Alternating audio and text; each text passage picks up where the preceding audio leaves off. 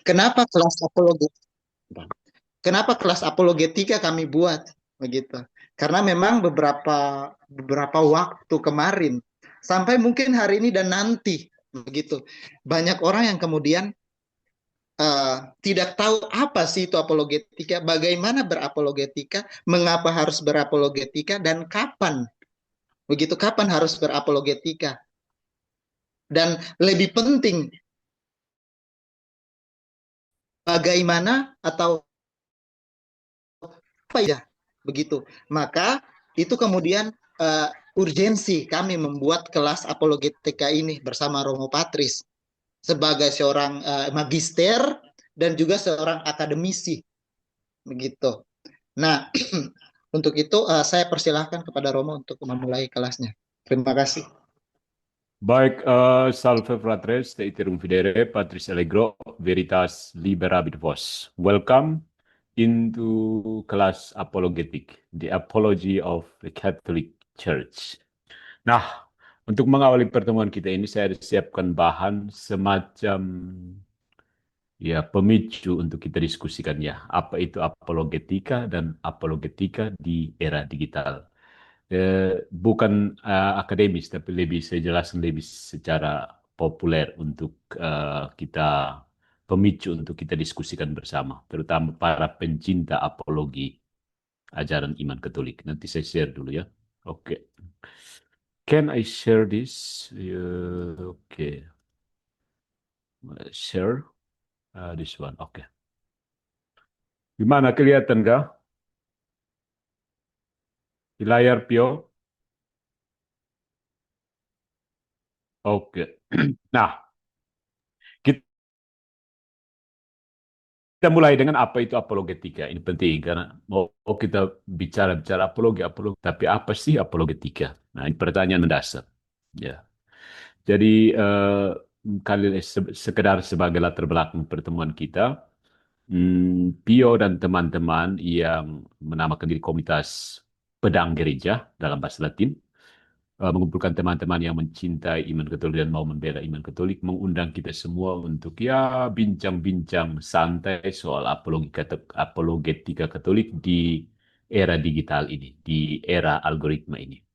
Nah, untuk itulah kami merencanakan beberapa pertemuan dan kita akan membahas tentang apologetika dasar sebagai pegangan, tapi ini hanya bersifat pemicu, bukan menjawab segala persoalan yang tentu saja akan kita temui ketika orang mempertanyakan, Maria itu kenapa dia tidak berdosa, padahal dia itu manusia biasa seperti saya punya tante di Pasar Oeba misalnya. Oke, mari kita mulai ya. Jadi kita mulai dengan pengertian apa itu apologetika Katolik ya. Kita bisa mendefinisikan ini seperti ini. Usaha rasional, biblis, historis, pastoral. Ada 4 usaha supaya mempertanggungjawabkan iman Katolik di hadapan pertanyaan, keberatan, tuduhan, dan keraguan zaman. Ya, penting dicatat di sini. Kita harus zoom dulu ya. Oke. Nah, penting dicatat yang pertama itu usaha rasional. Rasional itu pakai akal budi, nalar, ya, menggunakan penalaran yang logis sesuai dengan hukum logika yang kita pelajari, baik secara formal maupun secara diasumsikan dalam di bangku pendidikan, ya, penalaran yang lurus. Kemudian secara biblis dengan berbasis pada kitab suci, pedoman kitab suci. Kemudian dari situ, jadi kita mulai dengan akal sehat maksudnya, akal sehat, kemudian didukung oleh wahyu. Wahyu itu menyempurnakan akal sehat kita. Kemudian wahyu dan akal budi ini berkembang dalam sejarah, maka perlu upaya historis juga. Ya, sejarah dia bukan melayang-layang sebagai ide abstrak yang dipikirkan lalu diperdebatkan dan selesai. Tidak. Dia dihidupi oleh gereja sepanjang zaman. Kemudian untuk kepentingan pastoral. Karena kalau hanya sekedar kita berjibaku saja tanpa upaya pastoral, ya sekali 3 uang dengan kuah kosong. Jadi upaya rasional, nalar, upaya biblis, alkitabiah, upaya historis, sejarah, dan upaya pastoral, penggembalaan, kebersamaan komunitas untuk mempertanggungjawabkan iman Katolik di hadapan pertanyaan. Ada orang tanya, ada yang mau tahu, ada yang mau tahu aja, ada yang mau tahu banget, ada keberatan, tuduhan, dan keraguan zaman. Penting. Jadi usaha untuk mempertanggungjawabkan. Kadang-kadang kata ini muncul dalam kata istilah membela iman. Bela iman kurang terlalu karena dalam bahasa Indonesia kata bela itu seolah-olah sesuatu sudah salah dan kita harus ya berpihak pada dia, tapi bukan mempertanggungjawabkan. Nah, kata ini sendiri berasal dari bahasa Yunani, apologia, artinya pembelaan. Dalam bahasa Inggris kita punya apologize, meminta maaf, membela.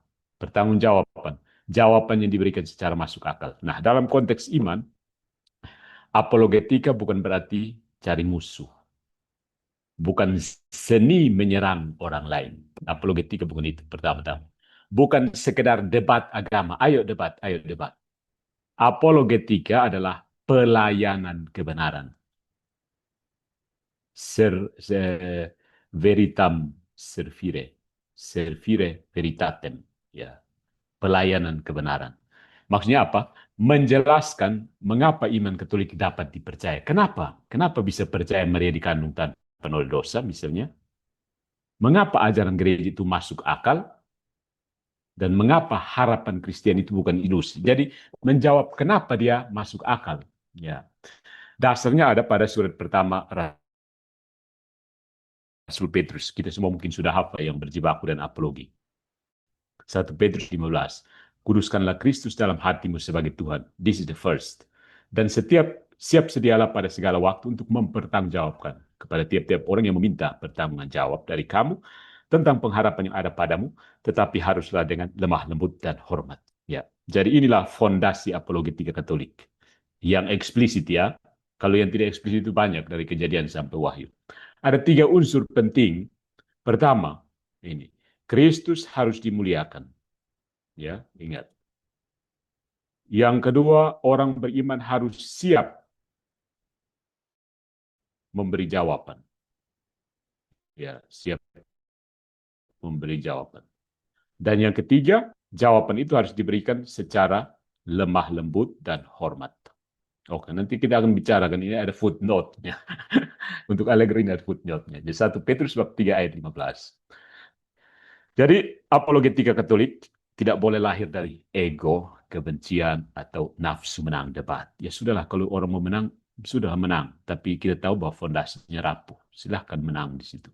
Tapi lahir dari iman yang matang. Nah, apologetika Katolik adalah iman yang berpikir dan akal budi yang berlutut di hadapan kebenaran. Kita melayani kebenaran, bukan melayani kepentingan, melayani apalah. Kebenaran ini penting. Apa itu kebenaran? Adequatio res et intellectus. Kesesuaian antara apa yang dipikirkan dalam akal dengan apa yang ada dalam kenyataan. Ingat, dalam definisi klasik ini, sekalipun dalam kekristenan, definisi kebenaran tidak berubah. Bukan berarti kesesuaian antara apa yang saya pikirkan dengan apa yang tertulis dalam Alkitab. Itu bukan kebenaran. Itu sekedar koherensi, kesesuaian, tapi belum kebenaran. Karena kebenaran melampaui apa yang tertulis dalam kitab suci. Kebenaran Allah tidak bisa dikurung dalam ayat-ayat suci. Meskipun suci ayat-ayat itu, Tuhan tidak dikurung di situ. Ini yang penting. Ya, mari kita bahas satu persatu. Yang pertama, biblis ya, dari sini. Biblis historis. Ya. Berakar dalam kitab suci. Jadi, teologi Katolik itu dirumuskan oleh para teolog kita sebagai berakar biblika, berbatang patristika, dan berdaun apalah. Itu ada istilah teologi yang bagus. Jadi akarnya ada pada kitab suci, berakar biblis, berbatang patristik. Ya. Kitab suci tidak pernah mengajarkan iman yang anti akal budi ya, anti nalar, anti logika. Iman kita memang posisinya melampaui akal, tetapi tidak bertentangan, tidak menghancurkan akal, tidak perlu mematikan akal hanya untuk percaya kepada Tuhan kita Yesus Kristus. Dia tidak perlu mematikan akal hanya untuk percaya kepada Allah Tritunggal. Ada jalannya menuju ke situ. Allah yang diimani di gereja itu adalah Allah yang menciptakan manusia dengan akal budi, kehendak bebas. Dan kedua-duanya ini mengarah pada kebenaran. Jadi dalam kitab Kejadian itu manusia diciptakan menurut gambar dan rupa Allah. Apa itu gambar dan rupa Allah? Voluntas dan intellectus. Ya, Itu voluntas itu menuju kebaikan tertinggi, Allah sendiri. Intelektus itu menuju kebenaran, yaitu Allah sendiri. Nah, dalam kisah para rasul kita melihat contoh Santo Paulus tidak hanya berkhotbah secara emosional. Ya, berdiri lalu semua orang tergerak hatinya. Tidak juga. Ia juga berdialog, berargumentasi, dialog, argumentasi, menjelaskan, menunjukkan dasar iman Kristen itu kepada orang Yahudi maupun orang Yunani. Jadi ada dialog, argumen, penjelasan, dan penunjukan dasar. Ya. Di Tesalonika misalnya Paulus bertukar pikiran. Ya. Itu artinya ya dalam konteks modern kita sebut berdebat sekarang. Tapi maksud tukar pikiran. Oh maksud kamu bagaimana? Ah begini. Oh begitu ya. Bayangkan seperti kalau Anda yang pernah membaca kisah-kisah Socrates, Plato, ya ketemu orang tukar pikiran. Dia bertemu dengan mereka dan bertukar pikiran. Orang-orang Yahudi, orang-orang Yunani, berdasarkan kitab suci. Seperti biasa Paulus masuk ke rumah ibadat itu, 3 hari Sabat berturut-turut, dia membicarakan dengan mereka bagian-bagian dari kitab suci. Kemudian di Athena, Paulus masuk ke ruang publik intelektual Yunani. Dia berbicara di Areopagus, mengutip bahkan tradisi pujangga Yunani untuk membawa pendengarnya kepada Allah yang benar. Jadi di sini Rasul Paulus tidak saja membaca kitab perjanjian lama untuk membaca ya buku-buku yang beredar, kitab suci yang beredar pada saat itu, tapi juga menggunakan filsafat. Bertemu dengan orang Ibrani, dia menggunakan kitab-kitabnya orang Ibrani. Bertemu dengan orang Yunani, dia menggunakan kitab-kitabnya orang Yunani. Dan yang paling terkenal pasti Plato dan Aristoteles. Orang Yunani zaman Yesus itu sangat-sangat kenal dengan dua orang itu. Jadi Plato juga sudah berfilsafat dengan mereka. Nah, ini contoh apologetika yang ya bukan optimal. Ya, Paulus tidak sekedar melempar ayat, dia memahami budaya lawan bicara, membaca cara berpikir mereka, lalu membuka jalan menuju Kristus. Dia tidak menurunkan martabat iman menjadi propaganda, tapi dia mengangkat percakapan kepada kebenaran, melayani kebenaran. Siapa ini yang mood kalau ini?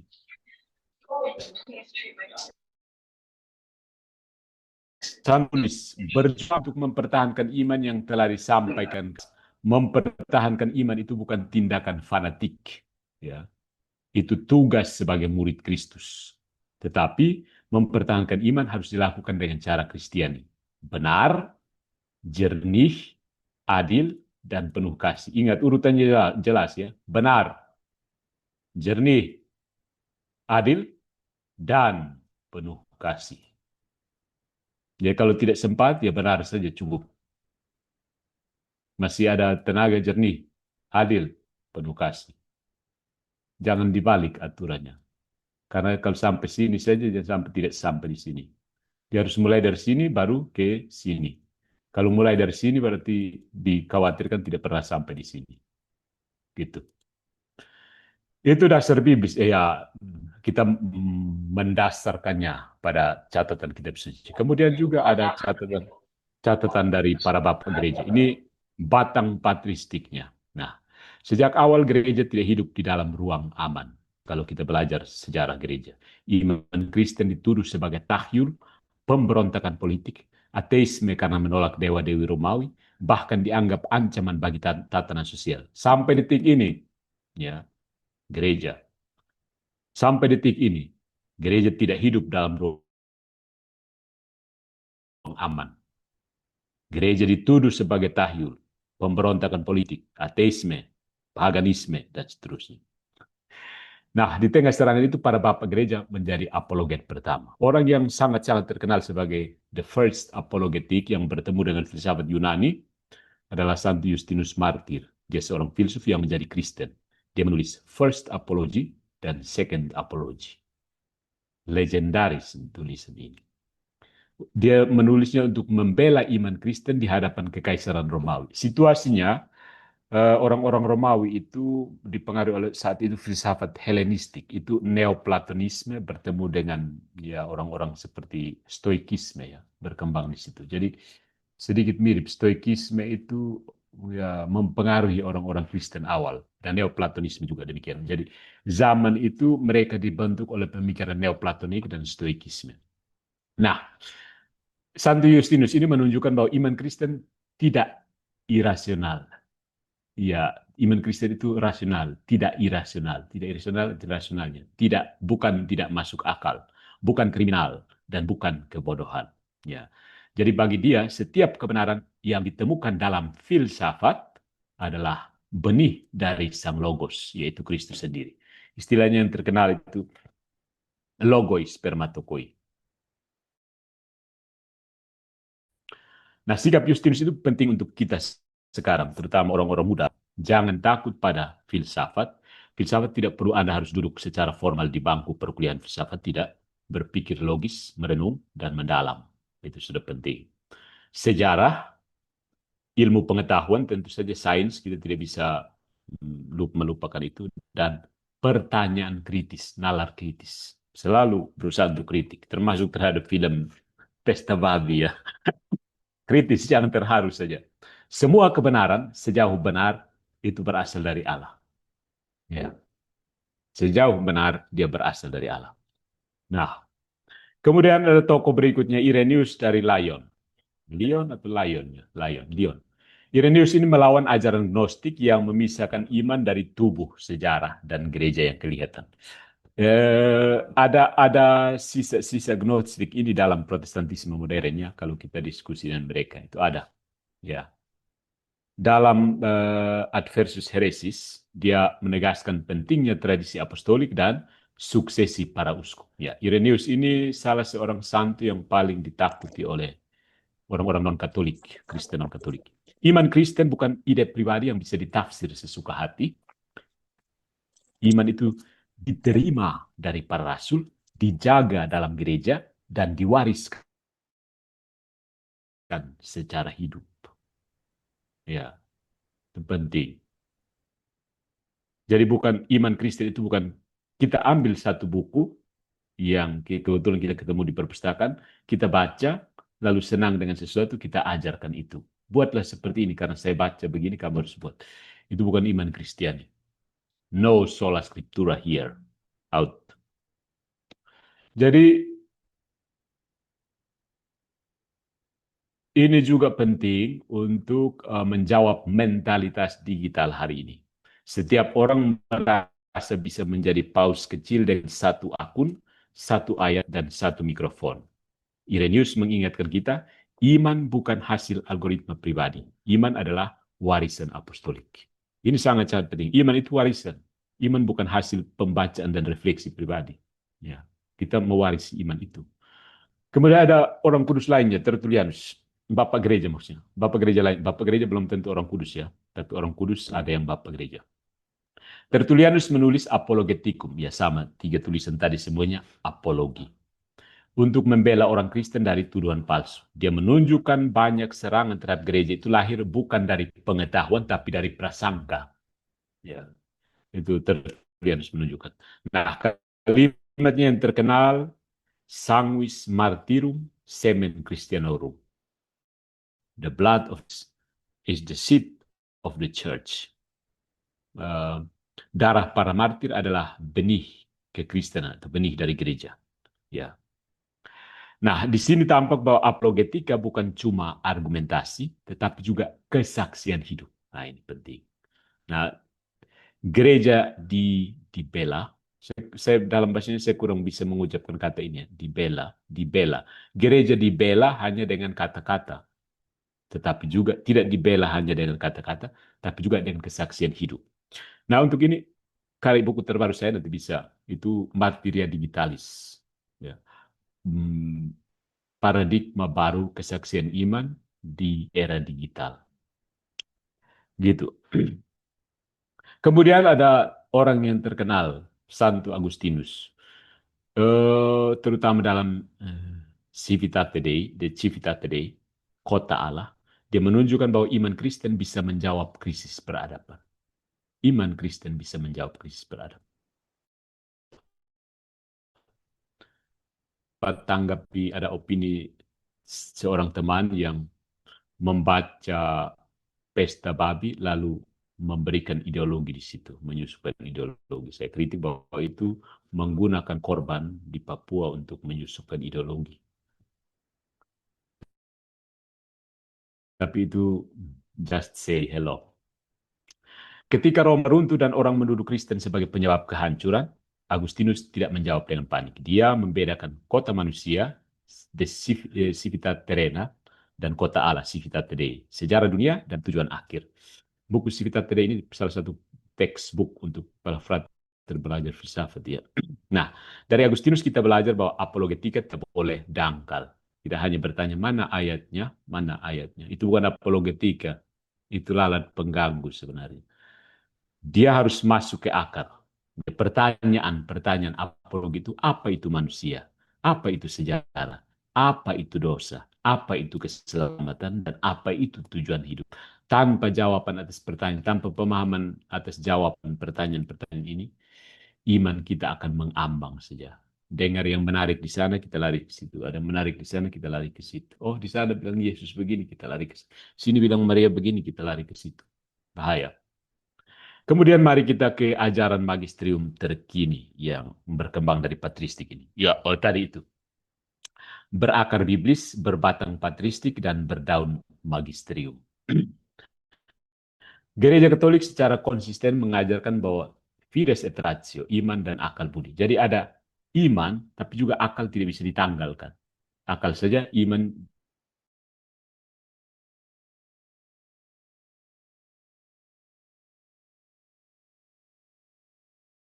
pincang.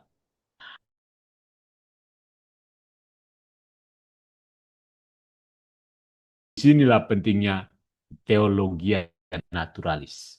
Bumi dan segala isinya itu menampakkan kemuliaan Tuhan. Jadi dari melihat ciptaan saja, kita bisa sampai kepada Tuhan.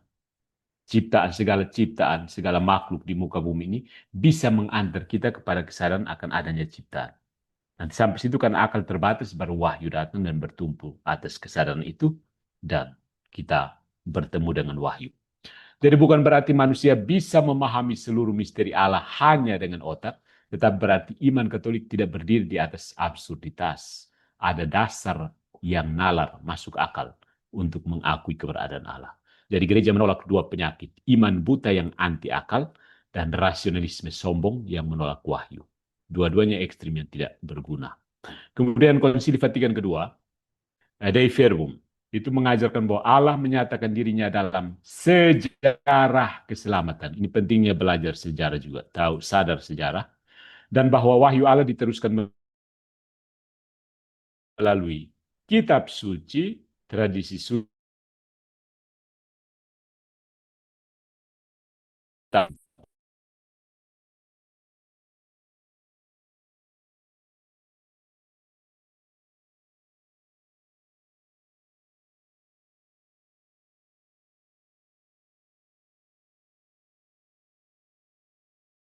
umat Allah, dijaga oleh gereja, dan dibaca dalam terang iman gereja.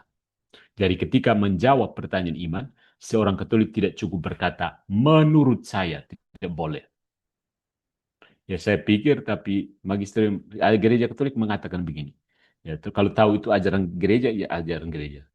Kalau belum masih sangsi, masih ragu, ya saya pikir bolehlah. Tapi kalau jawabannya tegas, harus itu jawaban dari ajaran resmi. Jadi bukan menurut saya lagi. Iman Katolik mengajarkan seperti ini. Karena iman Katolik itu bukan opini pribadi. Ya, jadi kita perlu bertanya, apa ajaran gereja, misalnya bertemu dengan satu kasus, apa sih ajaran gereja tentang hal ini? Apa dasar kitab sucinya? Bagaimana tradisi memahaminya? Apa penjelasan magisterium? Kelihatan seperti berat sekali ya. Ya, iman Kristen itu tidak sekedar ambil kitab suci, lalu baca, lalu sudah mengerti keseluruhan misteri Allah. Itu justru yang salah, reduksionisme yang fatal. Kemudian ada satu ensiklik dari Santo Yohanes Paulus II atau yang bernama Karol Wojtyła, Fides et Ratio. Nah, dalam ensiklik ini Santo Yohanes Paulus menulis bahwa iman dan akal itu seperti dua sayap mengangkat roh menuju kontemplasi. Jadi, kalau hanya satu sayap, manusia berputar-putar dan jatuh.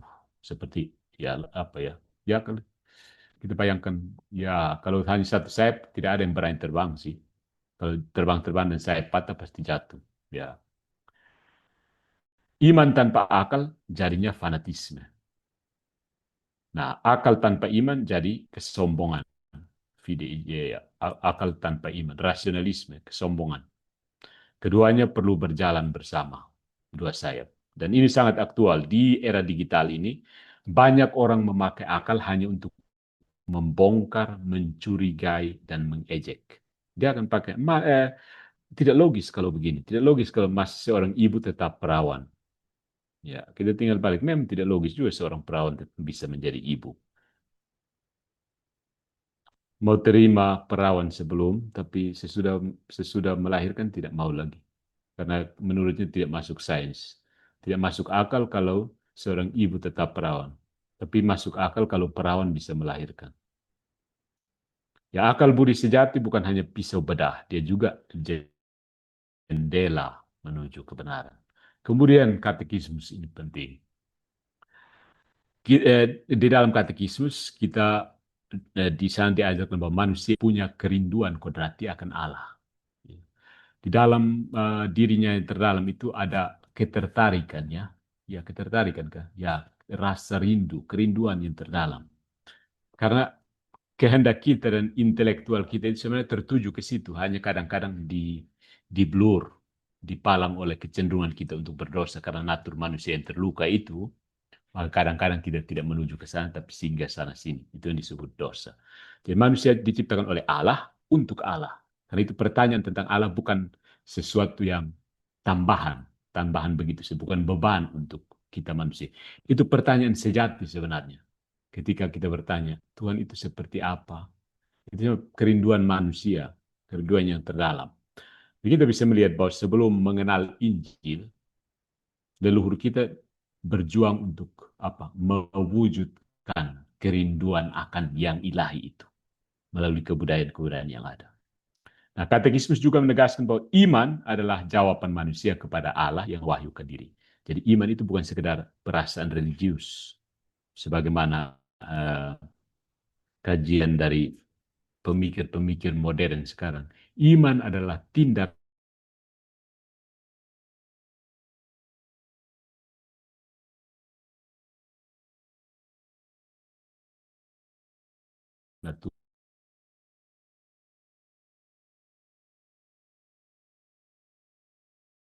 dan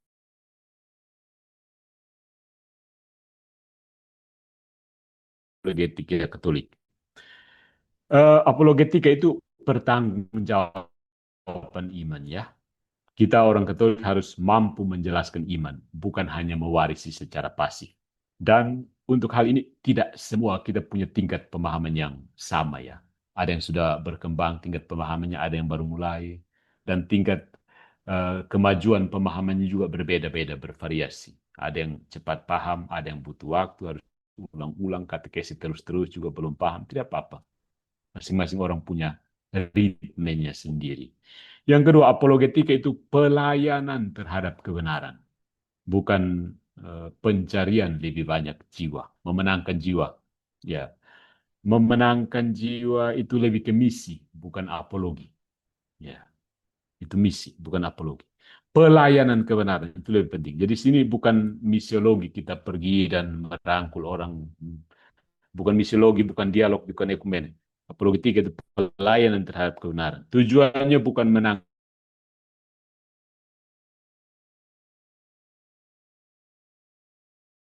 kebenaran yang sejati. This is the truth. And the truth will set you free. Gitu. Dan apologetika adalah tentu saja the act of charity, the act of love, tindakan kasih, ya, actus amoris. Membiarkan orang hidup dalam salah paham itu bukan kasih. Ya. Kasih itu bukan mengelus-elus orang doang lalu melepas dia terkubur dalam lumpur kesalahpahaman. Tarik ke naik dia. Kalau dia tidak mau, tempeleng sedikit, hela. Orang kubur bilang, hela kasih naik. Begitu. Membiarkan orang hidup dalam salah paham itu bukan kasih. Tetapi membela kebenaran tanpa kasih juga bukan Kristen. Nah, yang berikutnya apologetika itu karya rasional. Dia bukan karya emosional, bukan KKR rohani. Ya. Apologetika itu pakai otak maksudnya. Bukan semata pakai otak, tapi tetap harus pakai otak. Pakai kitab suci, ya baca harus pakai otak juga kan. Baca tradisi, paham tradisi, pakai apa kalau bukan otak. Sejarah, belajar, filsafat, tentu saja, teologi, dan common sense, akal sehat. Ya. Kemudian apologetika itu ya kesaksian hidup, martiria. Argumen yang benar akan kehilangan daya kalau hidup kita sendiri menjadi batu sandungan. But ini ajaran gereja. Jadi ajaran gereja tidak tergantung pada orang-orang apologetnya. Ajaran gereja tetap adalah gereja dan kepalanya adalah Kristus sendiri. Orang-orangnya bisa menjadi batu sandungan, tersandung dan jatuh, tapi kebenaran tetap harus dilayani. Jadi apologetika Katolik itu bukan sekedar debat ya. Ya, kita orang-orang muda terutama, apologetika bukan hobi mencari lawan, bukan konten panas supaya viral, bukan koleksi kutipan untuk menghantam orang lain. Tapi apologetika punya jiwa pastoral, membela kebenaran supaya orang tidak tersesat, menjawab tuduhan supaya umat tidak bingung, menjelaskan iman supaya orang melihat keindahan gereja, juga mengoreksi dengan tegas ketika iman dipelintir. Jadi tegas tidak sama dengan kasar. Tegas dan kasar kelihatan sama, ya apa perbedaannya tipis sehingga orang kalau tegas dan tidak hati-hati bisa jadinya kasar. Lembut juga tidak sama dengan lemah. Lembut belum tentu dia lemah. Ya, meskipun bedanya tipis sekali, tidak hati-hati dia bisa jatuh ke kelemahan. Seorang apologet Katolik harus punya kepala dingin, hati yang hangat, dan tulang punggung yang kuat. Itu kata-kata analogis ya. Tidak mudah terlalu terpancing amarah kalau dalam contoh konkret, tapi tetap fokus untuk fokus pada kebenaran, manusia dan kebenaran. Penting. Karena toh ujung-ujungnya untuk melayani manusia juga kan. Kebenaran itu ya manusia terarah kepada Tuhan sendiri. Jadi apologetika Katolik AK itu kapasitas, kemampuan, ya, mampu, you can, ya, sampai pada taraf you bisa memberikan penjelasan, memberikan pertanggungjawaban, juga memberikan kesaksian tentang iman Katolik secara benar, masuk akal, setia pada gereja. Ingat ini penting, setia pada gereja dan dilakukan dengan kasih. Ingat, urutannya selalu jelas, benar, baru kasih. Ya, dalam praktek tergantung, tapi yang utama ya dia harus benar dulu. Karena yang benar sendirinya akan baik, tapi ya baik saja belum tentu akan benar. Karena ya ini perspektif Thomistik ya, intek itu menggerakkan kehendak, bukan sebaliknya. Jadi kalau benar pasti akan baik, tapi kalau baik belum tentu akan mengarah pada kebenaran. Jadi apologetik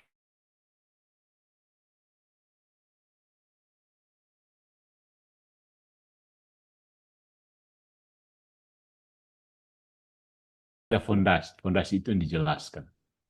Ya. Mencari alasan dan memberi alasan beda ya. Mencari alasan, memberi alasan. Bukan panik, bukan marah, bukan lari ketika ditantang, tapi berdiri tenang seperti lilin di altar kecil. Mungkin sangat kecil tapi tetap menyala dan terus memberi terang. Ya.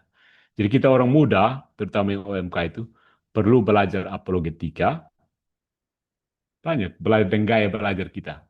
Ya, untuk Gen Z dalam kondisinya sekarang lebih mudah kamu eh, temukan kamu punya gaya belajar seperti apa, audio kah, kinetika, visual kah, apa terserah. Ya, silakan belajar dengan cara kamu masing-masing. Karena dunia digital ini tidak menunggu kita siap. Pertanyaan datang cepat sekali. Tuduhan datang juga sangat-sangat tajam. Orang tidak peduli kamu.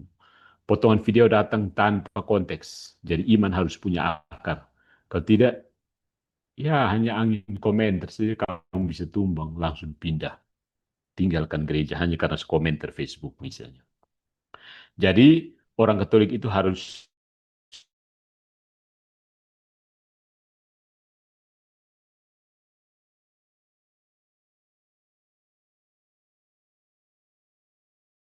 pada titik ini karena berakar dalam kitab suci, dijaga oleh tradisi, dan diterangkan oleh magisterium, dan masuk akal bagi manusia yang sungguh mencari kebenaran. Nah, begini, kita semua ini, ya, tidak bisa menyangkal bahwa kebetulan lahir Katolik. Nah, kita terima iman dari orang tua kita atau gereja. Tapi ada satu periode di mana kita memutuskan mau terima iman ini atau tolak. Namanya sakramen Krisma. Itu salah satu sakramen inisiasi ke dalam gereja Katolik. Ya, permandian, komuni, dan penguatan. Jadi ketika pada sakramen penguatan itu, kita menegaskan bahwa iman yang telah karena iman itu sendiri anugerahkan, iman yang dianugerahkan kepada saya melalui sakramen permandian, sekarang dengan bebas saya terima dan saya nyatakan sebagai iman saya sendiri atas keputusan bebas saya. Karena alasan kemasuk akalan ini, gereja barat, gereja Roman, itu selalu memutuskan untuk memisahkan tiga bentuk inisiasinya. Permandian, kemudian akalnya sudah cukup bisa mengenal yang baik dan buruk, usia sekitar kelas 4-5 SD baru komuni, kemudian sekitar 17-an tahun baru diberi sakramen Kristus sehingga dia sudah dewasa. Pendekatan timur, di Katolik Timur yang cenderung pendekatan mistis, begitu permandian langsung komuni dan krisma satu kali. Jadi bayi-bayi itu dalam perayaan semua yang hadir di situ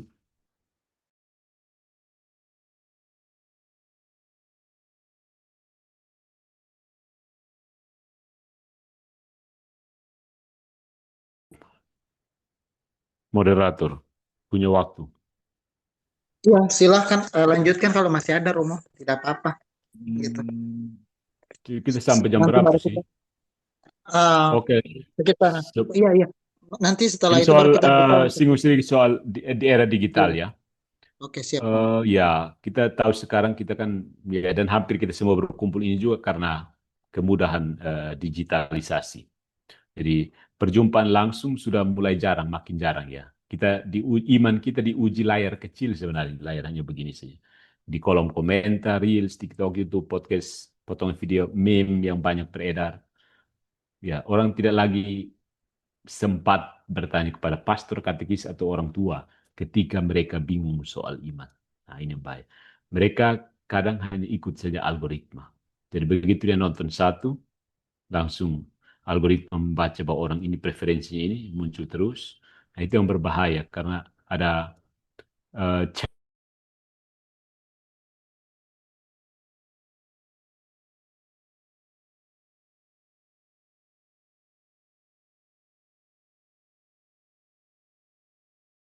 juga ya, bahaya. Jadi orang perlu bangun, bukan bangun untuk jadi tukang debat, jadi polisi iman, atau menyerang siapa saja yang berbeda. Bukan karena apologetika bukan seni apa itu gaya retorika, tapi tujuannya bukan untuk menghina lawan. Apologetika itu seni, the art. Jadi seni di dalam termasuk retorika sedikit, tapi tujuannya tetap melayani kebenaran. The art of defending your faith by akal budi, hati, by heart, dan dengan kasih. Nah, tadi itu Santo Petrus. Ada beberapa hal yang penting di sini soal era digital. Kenapa mesti rasional? Ya, sudahlah tadi sudah dijelaskan. Misalnya di era digital ini, iman yang hanya ikut-ikutan itu mudah dipermainkan. Ya, saya mendapat, misalnya teman-teman orang-orang Katolik sendiri, kadang-kadang mereka hanya mendapat gangguan sedikit. Mereka rasa macam, tidak bisa tidur karena pertanyaan seperti menusuk sekali. Karena memang belum paham. Jadi pertanyaan semacam ragu sekali. Aduh, bagaimana? Satu potongan video buat orang ragu. Satu saja. Tapi meme yang bertahan seperti gereja Katolik menjual surat pengampunan dosa itu sangat-sangat bertahan. Itu bisa membuat ajaran gereja tampak bodoh. oh Katolik menjual surat pengampunan dosa. Itu meme yang paling bertahan sampai sekarang. Jadi satu pendapat yang percaya diri bisa tampak lebih benar daripada 2000 tahun tradisi gereja. Hati-hati. Disitulah bahaya iman tanpa pemahaman. Dia mudah panik, mudah marah, lalu diam-diam pergi. Tanpa menemukan jawaban yang pasti. Apalagi di tengah berseliwerannya informasi. Karena kita bukan sekedar makhluk yang merasa, emosional, tetapi juga makhluk yang berpikir intelektual. Ya.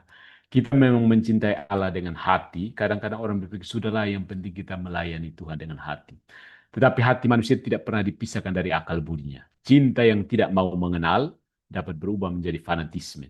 Pengetahuan yang tidak mencintai juga dapat berubah menjadi kesombongan. Jadi keduanya harus klop. Ya sudahlah, untuk itu dulu kita bicara yang itu.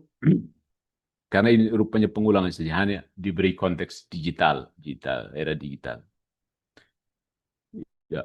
Jadi mulai dengan hakikat apa itu Katolik dan akar biblis, batang patristik, dan berdaun magisterium. Dari situ kita lihat dalam era digital yang di mana sudah terbiasa dengan seliweran informasi apologetik atau serangan terhadap Katolik.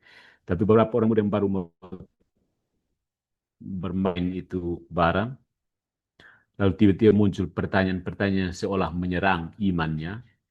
Ya, dia bisa bertanya-tanya dan kadang-kadang justru terkurung dalam chamber echo itu dan filter bubble. Ya, nah, menurut saya itu yang perlu kita ya eh, bicarakan bersama pada kesempatan ini. Kita diskusikan bersama sebagai pengantar untuk memasuki inti ajaran Gereja Katolik. Terima kasih. Terima kasih Romo atas pemaparannya. Eh, Teman-teman, silahkan saya kasih kesempatan 30 menit untuk kita sesi tanya jawab. Soalnya waktu Zoom ini sekitaran satu jam setengah. Jadi saya kasih setengah jam untuk kalian, teman-teman, untuk bertanya. Begitu. Resan aja, resan. Kalau yang mau nanya, resan. Silahkan teman-teman. Langsung open mic aja langsung. Kalau yang mau bertanya atau ini. Apa sih angkatan? Resan, ya resan. Ya. Gitu, silahkan. Teman-teman, sebentar ya. Romo ada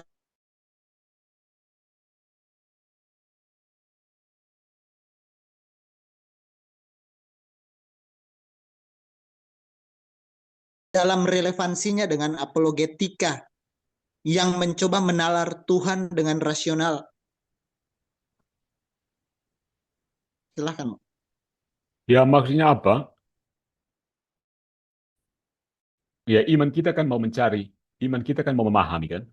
Jadi maksudnya begini, iman itu harus secara optimal dikerahkan kekuatannya sampai batasnya, tahu batas. Jadi itu, jadi tidak ada pertentangan. Misteri Allah tidak bertentangan dengan tanggapan akal budi, upaya akal budi untuk mengenal.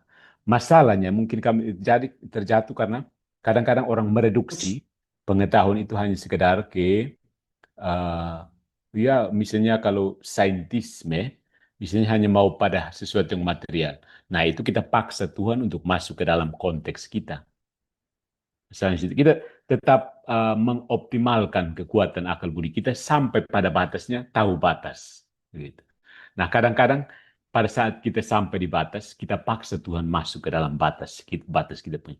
Tidak membiarkan Tuhan tetap melampaui kita.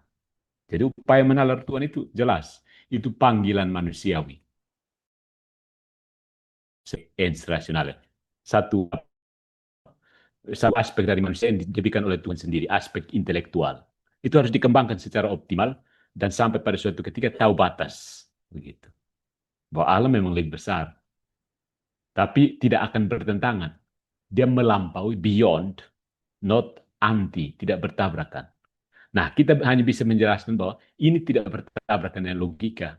Dia lebih besar dari logika. Pada saat ketika berhadapan dengan misteri. Misteri itu bukan anti akal budi.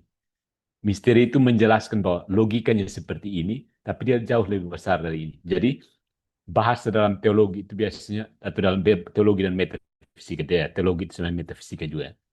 Bahasa analogi.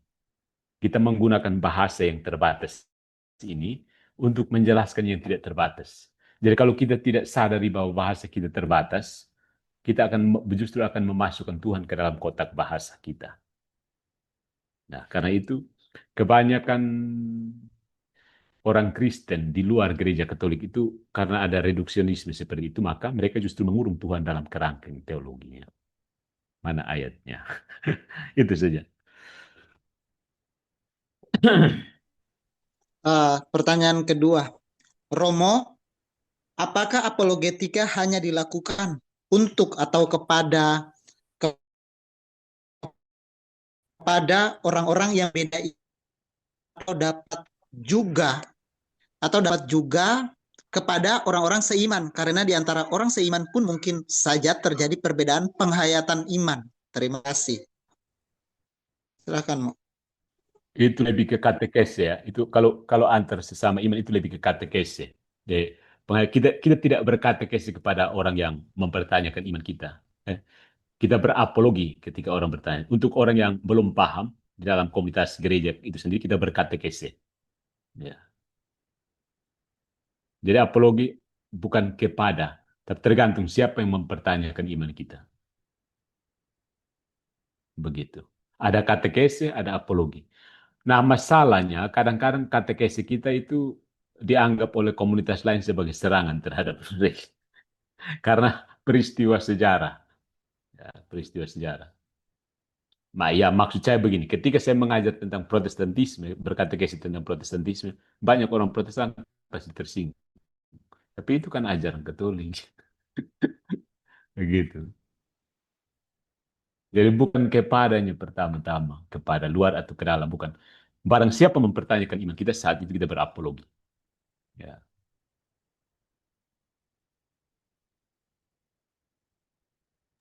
Ya. Teman-teman lain silahkan.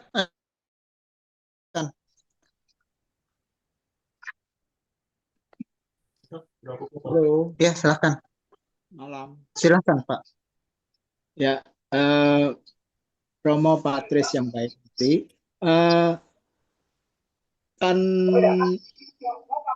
apa tuh sesuatu yang ada menurut itu sesuatu ada yang terus yang diikuti dengan yang lain ya, Pak Surya. Tetapi yang iman yang bagaimana yang bisa melewati batas keberadaan itu. Misalnya contohnya penampakan Bunda Maria kepada Lucia, Santa Bernadette. Itu bagaimana yang bisa menjelaskan sehingga uh, iman itu betul-betul sebenarnya adalah iman gereja juga, bukan iman suatu pribadi orang itu. Terima kasih, Mo. Oh ya, saya tidak tahu mungkin persoalan kamu itu wahyu pribadi, penampakan-penampakan, fenomena penampakan, pengalaman religius sebenarnya. Nah, gereja melalui magisteriumnya, para uskup itu biasanya memeriksa, namanya discernment. Apakah pengalaman religius ini adalah wahyu pribadi? Apakah wahyu pribadi ini berguna untuk orang lain? Pokoknya sampai situ ada kriteria dari magisterium untuk menetapkan. Sampai pada suatu ketika dianjurkan untuk boleh percaya, boleh diakui sepakan, wajib percaya. Karena itu bukan wahyu umum. Wahyu sudah selesai dan sempurna dalam Yesus Kristus dan diwariskan kepada kita. Penampakan-penampakan itu biasanya akan diperiksa dan dicermin secara oleh ahli teologi, ahli fisika, ahli ilmu yang terkait di situ untuk menentukan bahwa pengalaman religius ini benar-benar penampakan, apparition dengan segala macam, nah, dan gereja memutuskan apakah ini boleh, apakah ini diakui sebagai penampakan, apakah ini sekedar wahyu pribadi hanya untuk pribadi yang bersangkutan, siapa yang mau ini, dan gereja mengatakan kalau memang benar-benar salah dan bukan, gereja mengatakan tidak, ini dilarang, mengeluarkan larangan, dan seterusnya. Jadi ada penjaga, magisterium itu sebagai penjaga. Terima kasih, Jadi Mo. mujizat-mujizat seperti penampakan, unkorupsio, unkorupsio, jenazah yang tidak membusuk itu, lalu mujizat ekaristi, magisterium itu akan mengundang semua ahli yang berkepentingan, misalnya fisika, biologi, apa segala untuk kasus itu diteliti bersama secara ilmu sains maupun secara teologis. Kemudian sampai ke ketetapan ini wahyu pribadi ini berguna atau tidak, boleh percaya atau boleh tidak, atau bahkan ini bukan dan halal. Ya.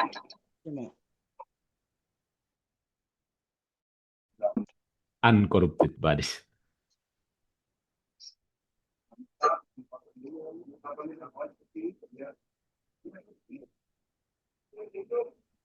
Ya, silakan teman-teman lain yang mau bertanya langsung angkat tangan.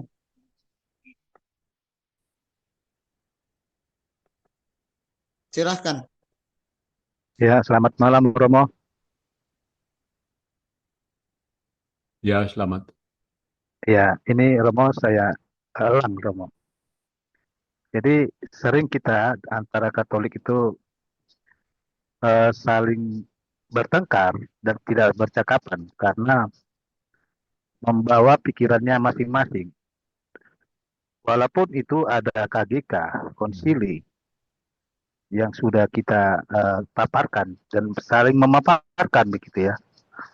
Nah, ternyata juga keegoian masing-masing pribadi ini titik temunya tidak ada, jadi kabur dia Romo. Dan kadang saya lihat perdebatan antar sesama Katolik yang menjadi bahaya. Itu biasa kita lihat dalam grup-grup sendiri gitu kan, kita melihat mereka begitu. Nah, jadi KGK ini menjadi kabur di dalam diri kita sendiri. Ini bagaimana nih Romo mengatasi seperti ini? Sama-sama membawa data dan sama-sama berargumen begitu. Jadi tidak ada titik temu. Begitu Romo. Tingkat pemahaman kita memang berbeda-beda ya. Kadang-kadang ada orang pemahaman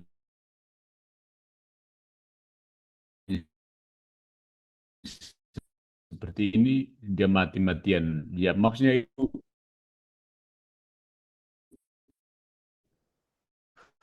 tergantung pribadi orang tersebut. Kalau sedikit dia rasa dia sudah menang dan dia kalau dapat dia mati-matian mempertahankan. Nah, tapi orang Katolik yang melihat perdebatan itu ya tahu sendiri itu memang masing-masing memperdebatkan imannya. Kalau kita tahu yang satunya salah, beritahu saja dia bilang tidak, ini ada katekismus ini ada begini. Kalau dia mau apa terus, ya terserah dia. Manusia yang berdosa kan kita tidak bisa larang orang untuk berdosa masalahnya.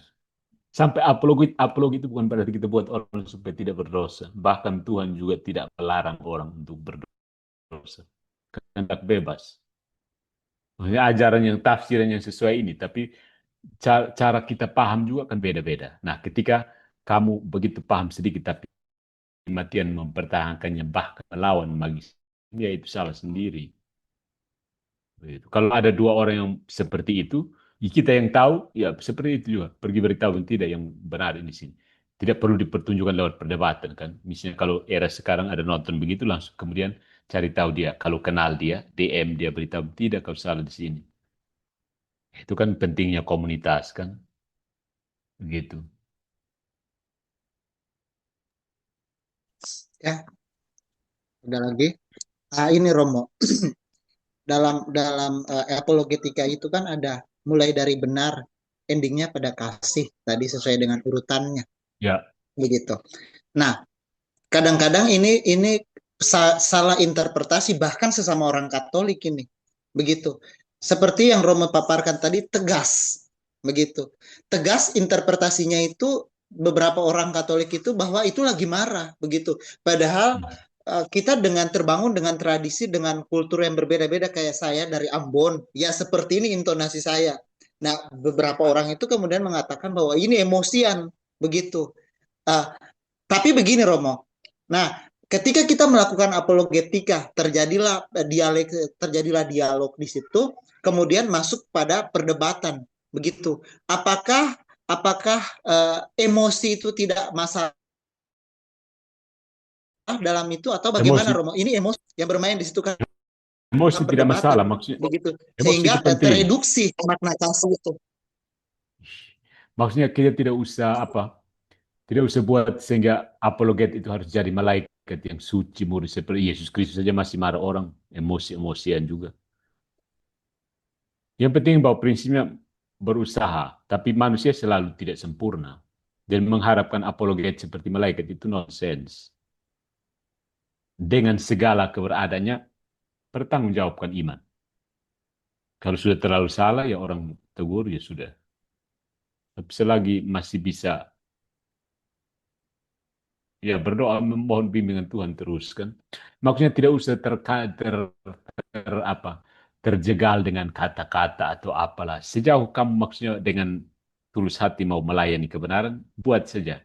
Kekurangan kita sebagai manusia akan tetap ada, mudah emosian, gampang marah, gampang kata-kata kotor. Ya sudahlah, nanti kamu periksa sendiri, mohon Roh Kudus untuk bantu. Tapi kita tetap kurang, kita tidak bisa jadi malaikat. Kalau tunggu harus jadi suci dulu baru berapologi, kapan? Kita harus api penyucian dulu. Kapan bisa berapologi? Begitu. Romo, ada satu diksi yang kemudian sering bermasalah, bahkan di internal orang Katolik pun sering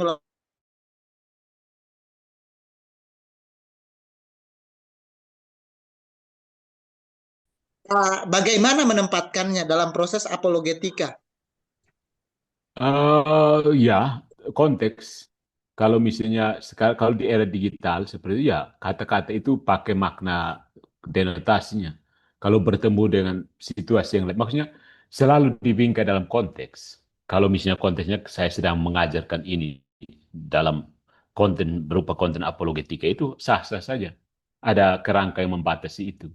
Tapi kalau jalan-jalan di pasar baru ketemu bidat-bidat itu yang tidak pada tempatnya, itu baru salah. Masa kamu belanja ke pasar ketemu langsung bidat-bidat. Itu memang orang gebuk kamu kah? Ya. Tapi kalau misalnya sedang dengan bahwa ini konten kreator saya ini untuk membicarakan ajaran ini yang sudah dibidatkan. Saat itu kamu berhak menggunakan kata itu dalam konteks itu. Misalnya kalau Pio biasa yang buka Komal, ya dalam konteks itu judulnya jelas, itu kata-kata itu konteksnya di dalam situ. Ya. Memang kita orang Indonesia tidak terbiasa dengan diskusi gagasan, sehingga begitu kita bicara gagasan, kita langsung orang Kupang bilang langsung rambang dengan orangnya.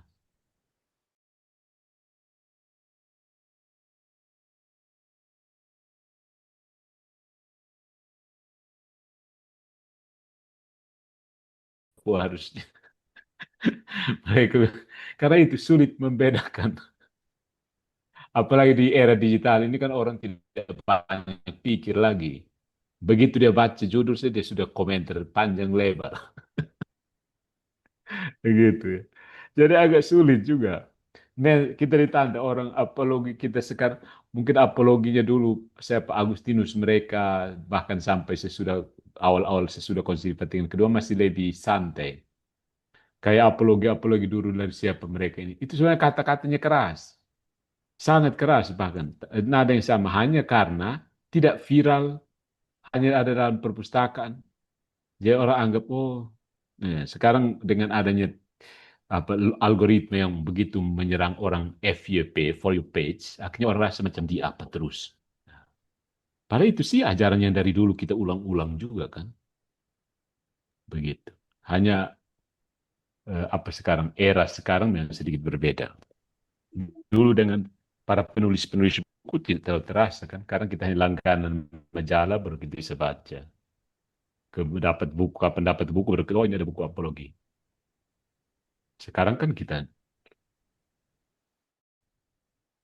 begitu maksudnya. Jadi biung begini curhat kan, itu yang Romo. sekarang masyarakatnya burn out society. Karena terlalu banyak informasi datang. Geser-geser emosi, komentar panjang lebar tanpa tahu apa-apa. Padahal itu baru 1 menit, kita tidak mampu. Gitu ya. Iya, jadi begini kan, Romo. Aku kan sering bilang begini bahwa tidak apa-apa mengatakan teman-teman itu heresi atau bidat, tapi kita beritahu di mana letak heresi mereka sehingga mereka bisa belajar juga. Oh, ini loh letak bidat atau heresi di dalam dalam tubuh mereka itu begitu. Atau seperti apa menurut Ya. magisterium Ada gereja? banyak hal. Ya, ada banyak hal. Ada banyak hal. Maksudnya itu terlalu teknis. Kita kalau urus yang kecil-kecil begitu kita akan selesai. Intinya ajarkan saja. Kalau bidat ya bidat, kalau tidak bidat ya tidak bidat. Maaf, Saya tidak tangkap maksud kamu karena kamu terlalu apa macam harus atur, harus bicaranya bagaimana. Itu urusan pribadi. Kamu punya karakter, kamu punya sesuatu yang telah dipersiapkan dari keluarga, sekolah. Itu yang dibawa untuk berapologi. Dia tidak bisa tanya aturan praktis, harus bicara harus pakai huruf A duluan, K, B. Iya juga. Itu pertanggung jawab masing. Kita semua sudah dewasa. Kita bukan anak TK yang mau pergi baris berbaris. Oh, kaki mana yang duluan ya? Maksudnya begitu. Analogi saya begitu. Iya. Ya, silahkan siapa Paman Kuku Widodo dari Bandung. Silahkan. ya makasih Pak Mo. Kuku silahkan. Saya kan orang awam yang nggak ngerti banyak tentang ajaran Katolik. Saya berusaha untuk membaca katekismus gereja Katolik dan sebagainya.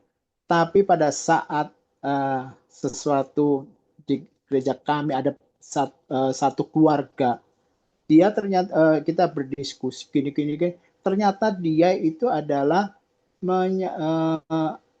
apa tuh? Ternyata dia pakai katekismus dari Amerika apa gitu namanya, bukan katekismus yang beda sekali tentang cara penerimaan komuni dan sebagainya. Terus saya baca lagi, kayaknya dia itu tidak mengakui kepausan setelah Konsili Vatikan II. Dia nggak mau tahu Konsili Vatikan. Terus saya bertanya, kenapa kamu ke gereja sini kalau nggak percaya dengan paus-paus berikutnya gitu. Bagaimana kita bisa menjelaskan ke Katolik yang Katolik Roma itu kepada mereka yang sangat sangat tidak suka dengan apa istilahnya dulu ada seda-seda gitu loh, Pak Pastor, saya kurang seda vakantisme kali nggak salah. Saya Iya gitu. vakantis ya. Iya gitu. Mau gimana kita bisa tahu kalau kita berhadapan dengan mereka dan bagaimana kita mengapologit mereka dan sebagainya. Terima kasih. Ya, tidak semua kita harus berapologi terhadap mereka ya. Tergantung. Kalau kita bisa, kita paham tentang itu ya jelaskan. Kalau tidak ya tidak usah, biarkan saja. Ada orangnya begitu. Berlaporkan saja. Ah, ini orang ini sebenarnya saya curiga begini. Laporkan saja ke pastor paroki begitu. Kalau tidak tahu, maksudnya kalau tidak tahu tidak usah paksa kan. Ya tugas kamu juga jelaskan sedikit begitu. Tapi kalau tidak tahu ya buat apa paksa diri juga. Begini, kita gereja ini kan satu tubuh. Kalau misalnya semua harus paham iman kita semua harus studi sampai S3. Ya, maksudnya kalau secara aturan sekarang kan, supaya paham teologi kita semua harus sekolah Mariologi, selesai kita keluar ke eklesiologi. It's nonsense. Jadi kita bagi-bagi tugas. Kalau saya mampu yang apa, pada saatnya saya bicara. Kalau yang bukan bagian saya, ada yang bicara lagi. Kita tidak bisa pahami semua. Ya, tidak kayak di sebelah itu biasanya mereka belajar Alkitab apa tiap hari. Saya udah lebih tahu Alkitab bagaimana. Semua orang harus membaca dan menafsir Alkitab. Salah itu. Kita ini anggota tubuh, pemahaman berbeda, tingkat pengetahuan berbeda. Jadi tidak bisa semua harus kesetaraan, semua harus tahu teologi, semua harus tahu ini, semua harus tahu aturan gereja. Tidak bisa, itu mustahil. Kita tahu yang secukupnya. Misalnya kalau saya guru, saya harus tahu ajaran gereja tentang guru apa saja. Bagaimana mendidik orang. Itu lebih langsung, lebih saya bisa praktekkan. Saya yang pedagang, saya bisa tahu ajaran sosial solidaritas ASG tentang apa pedagang itu harus buat, bagaimana praktisnya seperti apa. Yang berhubungan dengan itu. Urusan lain, silahkan. Kalau misalnya sebagai saya tertarik untuk memberikan pengajaran hal-hal kecil, ya saya fokus ke situ. Saya tidak perlu harus semua ini hari harus ini ajar tentang di sini sana. Ya, multitasking itu kan kurang ini ya. Tapi kembali ke kasus tadi soal SSPX. Ya, kalau kamu tahu seperti itu, perdalam itu untuk tujuan mengkatekesi dia. Karena maksudnya ada contoh konkret orang kan. Jadi itu tugas kamu cari tahu apa itu SPX, bukan sedevacantis dan seterusnya. Kenapa seperti itu? Nah, saat berhadapan dengan kasus, mungkin kamu memang terpaksa harus menambah pengetahuan di situ. Misalnya kalau saya tiba-tiba misalnya ada seorang harus cari nurse, perawat. Ya saat itu kamu harus perdalam ajaran moral tentang bioetika dan sebagainya. Itu tugas kamu. Yang lain kami tidak perlu belajar mendalam bioetika secara khusus. Karena itu mustahil. Kita akan lepas tugas kita yang seharusnya kita. Ajaran Katolik ini kan Pak, ajaran global, ada berbagai macam bidang. Ya, begitu ya. Tetapi kan kami seorang katekis, kalau nggak bisa jawab rasanya, aduh katekis apa ini kayak gitu. Oh, katekis ya. Saat itu harus, maksudnya harus mengakui keterbatasan juga. Tidak bisa, ya maksudnya bagaimana trik kamu, walaupun tidak tahu berusaha menjelaskan dengan supaya dia jangan mendapat kesan, oh katekisnya tidak belajar begitu. Ya itu trik kamu para guru itu kan pengalaman untuk itu kan. Dan itu tergantung kamu. Kalau memang tidak tahu dan paksa ngajar juga kan tidak bagus kan. Ya tugasnya ya pada saat berhadapan itu harus belajar juga. Belajar saja. Apalagi menurut saya justru yang zaman internet ini ajaran gereja itu tersedia di mana-mana. Ajaran tinggal dengan AI sekarang tinggal tanya saja. Datanya sudah ada, panggil kembali data itu. Oh, siap. Mau Ya, silakan. Bahkan kalau sama sekali tidak tahu, sekarang kan kita bisa tanya, oh dia begini. Kemudian kita bisa verifikasi misalnya, cek ke situs resminya, dapat begini. Nah, bisa tahu. Maksudnya belajar semakin cepat sekarang. Kalau misalnya, ya kalau misalnya orang tua kita zaman tahun 80-an, ya seperti itu mereka harus tanya, telepon dulu, cari bukunya, mungkin lama sekali. Tapi sekarang kan dalam hitungan detik kita bisa tahu. Paling kurang jawaban dasarnya kita bisa dapat. Itu saja. siap. Yuk. Ya, terima kasih Paman.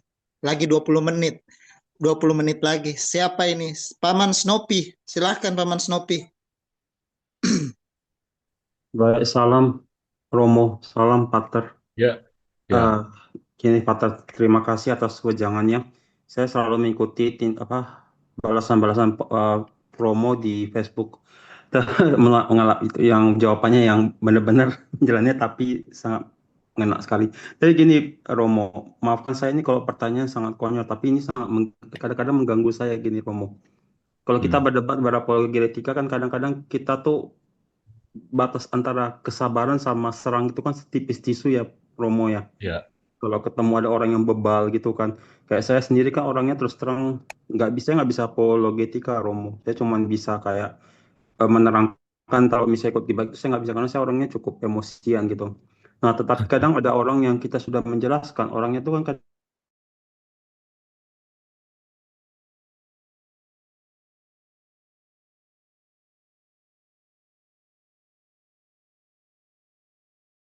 gitu yang ngomongnya ya terus terang maksudnya Romo nggak begitu tapi mereka memutarbalikkan kata-kata itu seperti yang bilang kayak seperti perkataan Romo Patris bilang berkata Bunda Maria membawa kunci surga. Saya bilang nggak ada begitu, cuma orangnya ngeyel gitu kan. Nah, iya Romo, iya Diketawain Romo, aja sebenarnya. iya dia bilang Romo Patris berkata bahwa katanya Bunda Maria bawa kunci surga. Saya bilang dari mana kamu dapat kata itu, ya kan? Jadi katanya kayak Bunda, aduh bener-bener deh Romo. Jadi nah jadi gini Romo, pertanyaan saya, ketika Oh saya ya. berbuat gitu kan, saya merasa saya berbuat dosa Romo, ya kan. Tapi terkadang tuh ada keinginan untuk mengakui dosa itu loh Romo, kayak mengakui dosa. Cuman kadang-kadang kalau mau mengaku dosa gitu, cukup aja cuma mengaku dosa atau cuman ketika misa aja gitu Romo. Maaf loh nih Romo, kalau pertanyaannya konyol banget Romo. Ya, Karena ya. Ya, soal mengaku dosa itu kan diatur di paroki kamu. Lalu ya masuk ke dunia digital memang ya itu netizen random. Maksudnya orang di situ kita bukan saling ya, itu hanya orang-orang yang begitu. Jadi kalau kita mau bawa perang memang agak sulit. Jadi kita yang cepat emosian sebaiknya tahan-tahan diri jangan ke situ. Karena kita tidak bisa, maksudnya kita harus mengontrol diri, kita tidak bisa kontrol orang lain. Kalau masuk ke dunia digital itu kita masuk ke dalam rimba. Jadi memang sulit, kita tidak bisa kontrol orang lain. Yang bisa dikontrol hanyalah diri kita. Literal diri kita saja yang bisa dikontrol. Kita tidak bisa mengontrol komentar yang datang. Jadi lepas saja. Toh orang akan scroll dan 2-3 hari orang lupa lagi. Ya mau apa? Siap, Romo. Siap. Menurut saya begitu. Makanya saya tidak terlalu, maksudnya ya kadang-kadang emosi sendiri ya sudah lah. Namanya juga manusia pasti punya emosi kan. Kalau kita dingin-dingin saja ya oke itu. Tapi ya dari situ juga sebenarnya latihan kesabarannya. Karena kita masuk di rimba yang uh, ngeri. Bahkan kita misalnya apa orang yang segera singgah saja untuk buat sesuatu yang tidak nyambung dan kalau kita ini kok tidak nyambung dan kita cepat emosi boy bahaya jantungan. Siap, Romo. Terima kasih, Romo, atas jawabannya. Ya. Terima kasih. Iya. Lanjut ke siapa ini? Vincent. Vincent, silahkan. Vincent. Baik, terima kasih Paman Pio dengan Pak Silakan. Vincent dari Kota Jayapura. Romo, salve untuk semuanya. Kalau saya mungkin ya mau dibilang usul kasaran karena menurut saya yang namanya katekese, ketika katekese itu kita berhadapan dengan orang yang di luar Katolik, itu sudah jadinya bukan katekese lagi, itu yang namanya tadi seperti Pater bilang apologet. Apologia. Ya, mungkin bolehkah mungkin yang basic saja kita punya para magisterium gereja ini membuat semacam buku panduan untuk menjawab pertanyaan-pertanyaan dasar terkait dengan iman kekatolikan. Itu sudah artinya di dalamnya juga sudah termasuk jawaban yang dari dalil-dalil yang ada dalam kitab suci. Contoh yang sering dilontarkan oleh proti yang tetangga kita, umpama misalnya purgatorium, lalu penyembahan, lalu Tritunggal. Nah, hal-hal basic ini seandainya itu dibukukan dalam tersebar di umat-umat kita, saya yakin dan percaya itu pasti ada kesamaan jawaban dari seluruh umat Katolik terhadap siapapun yang bisa memberi pertanyaan-pertanyaan terhadap basic-basic yang dasar ini. Karena saya sependapat tadi yang sampaikan Romo, kita tidak akan mungkin belajar sampai S3 lagi. Tetapi minimal ada buku-buku buku-buku menjawab pertanyaan-pertanyaan dari umat-umat sebelah yang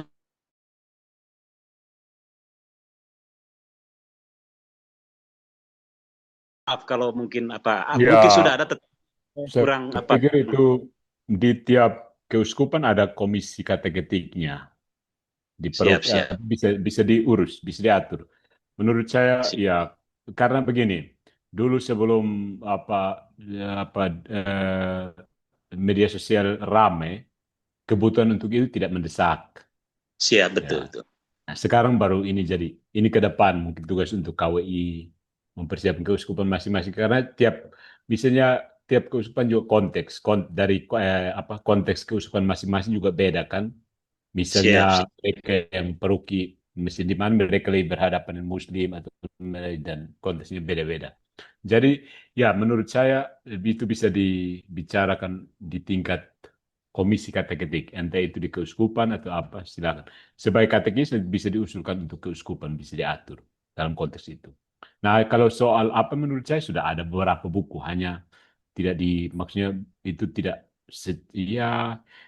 vulgar, karena kalau secara dunia digital kita sekarang kan orang langsung rekaman videonya jadi vulgar sekarang, maksudnya vulgar dalam pengertian tidak, pokoknya vulgar, orang bicaranya vulgar, tanya atau apa. Tapi dulu kan semuanya disusun dalam buku yang lebih subtil kan. Jadi orang tidak tangkap maksudnya. Tapi ada sebenarnya. Contohnya misalnya dari Romagis punya itu ada. Katolik itu apa? Buku terbitan Kalisius saya ada di sini.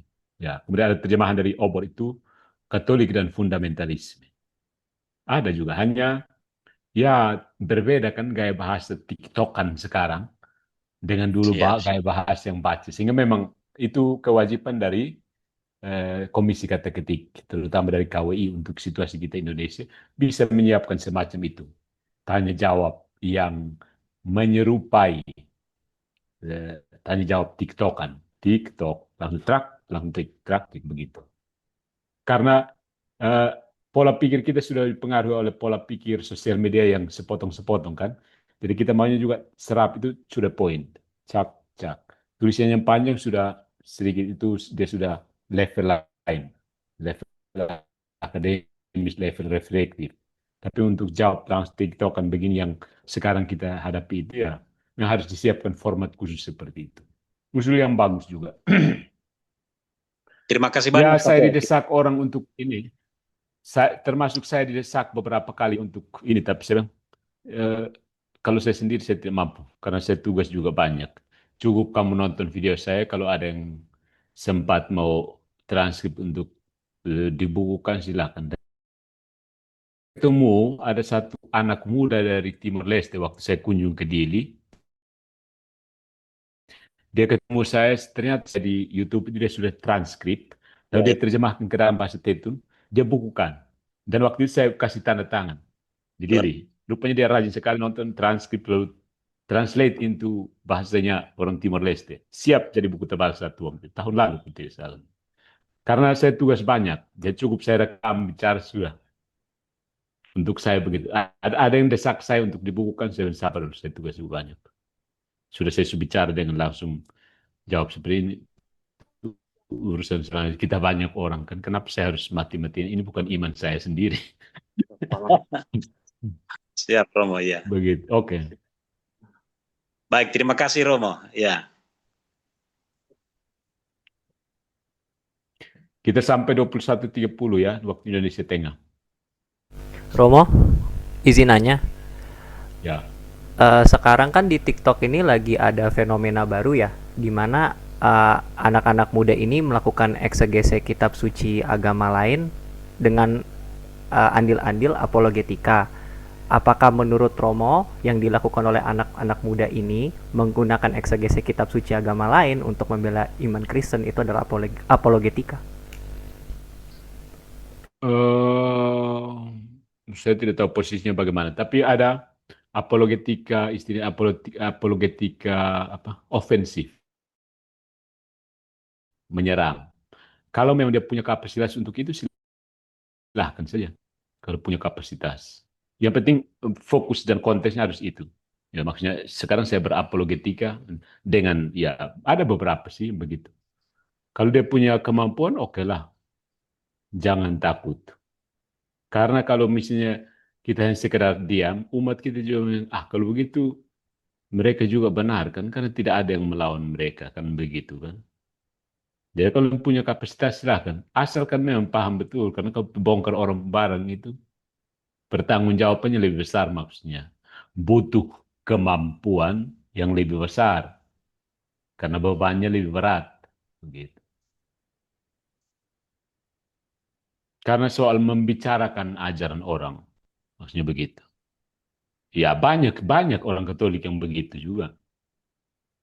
Tapi ya lihat dari kemampuan orangnya. Kalau kita lihat dia tiap hari tidak pernah kok tiba-tiba dia omong seperti itu kan langsung tegur dia. Jangan sampai ini. Saya tidak lihat kau belajar secara khusus itu tiba-tiba kau omong seperti itu bahaya. Begitu. Tapi kalau dia punya latar belakang yang cukup ya sudah bisa boleh. Misalnya dia mantan dari situ, ya dia mantan dari A, kemudian dia bicara A, dan menunjukkannya dengan benar, kan kita juga bisa tahu ini benar atau salah kan, atau dia sekedar mengolok-olok begitu. Jadi motivasinya juga, lihat motivasinya apa sebenarnya motivasinya. Nah itu juga penting. Yang tadi kita sebut itu, apakah dia mau melayani kebenaran atau motivasi yang lain. Kita kan sesamanya, jadi harus memperingat dia kalau dia salah jalan. Nanti omong yang begini saya tidak usah yang ini karena itu sudah lain. Nah, itu. Saya juga biasa sering didatangi oleh teman-teman imam diluruskan. Yang ini harus omong begini. Maksudnya jangan terlalu singgung yang begini. Itu bukan ranah kita. omongnya yang bagian ini. Nah, seperti itu. Supaya benar-benar pada koridor. Untuk itu ada tugas orang lain. Untuk yang di sana ada tugas orang lain. Kita ini kan satu tubuh, tidak bisa ambil rampas semua. Kalau kau pas di bagian X, tadi kamu X, guys, itu ya sudah lah. Kalau kita lihat dia mampu di situ, silahkan. Oke, itu dari saya. Oke. Em, silakan ada 7 teman-teman minutes lain. more. Ya, tinggal 7 menit lagi teman-teman. 7 menit lagi. Dismas, silahkan. Dismas atau Rizky, silahkan. Siapa yang duluan open mic? Oke, saya Romo. Ya, Oh ya, siapa Oke, dulu? Romo. Saya silakan. mau tanya, bolehkah seorang non-Katolik menjadi apologet? Dan apakah harus ada izin mengajar dari uskup seperti katekis untuk menjadi apologet? Oh ya, mari kita apologet yang pertama-tama itu ya, menurut kita definisikan apologet itu ada orang yang secara dunia sekarang hanya menyebut orang yang rajin membela imannya itu disebut apologet. Tapi kalau ada orang yang kuliah tertentu, maksudnya studi tertentu seperti ada teologi biblis, teologi dogmatik, liturgi, ada juga apologi Kristiani, itu ada. Itu tugasnya lain, itu tugasnya lebih tingkat tinggi, level tinggi. Nah, yang kita bicarakan sebagai apologet sekarang adalah mempertanggungjawabkan iman. Itu setiap orang berhak mempertanggungjawabkan imannya. Tapi ingat, apologi yang dimaksud bukan katekis. Katekis itu harus ada tugas khusus. Maksudnya mengajar ajaran gereja. Tapi kalau dia mempertanggungjawabkan imannya sebagai pribadi, itu semua orang berhak dapat iman kamu. Maksudnya begini, kamu tidak perlu kumpul orang untuk mengajar mereka, tapi saat kamu diserang, kamu bisa mengatakan, ini ajaran saya begini, iman saya, beriman Katolik misalnya. Itu tanggung jawab masing-masing. Tapi untuk keutuhan ajaran itu katekis. Jadi katekis beda dengan apologi. Nah, seorang katekis pada asalnya adalah seorang apologet. Tapi seorang apologet belum tentu seorang katekis. Begitu maksud saya. Katekis itu punya punya bagian dari magisterium. Dia sambungnya ke magisterium. Dia kelanjutan, perpanjangan magisterium. Apologet itu iman saya dipertanggungjawabkan. Begitu. Tapi tentu saja bukan iman pribadinya. Itu adalah iman gereja. Sehingga dia bilang, ya bisa begini karena begini-begini. Ini ajaran gereja begini. When somebody attacks you, atau kamu dituduh seperti ini, ya pertama-tama harus kamu dulu bisa bilang, mana kata kembali ke konteks kita. Mungkin maksudnya, apakah untuk berbicara di sosial media membela iman itu butuh sertifikat? Tidak ada magisterium yang mengganggu. Ya itu iman kamu, silahkan pertama.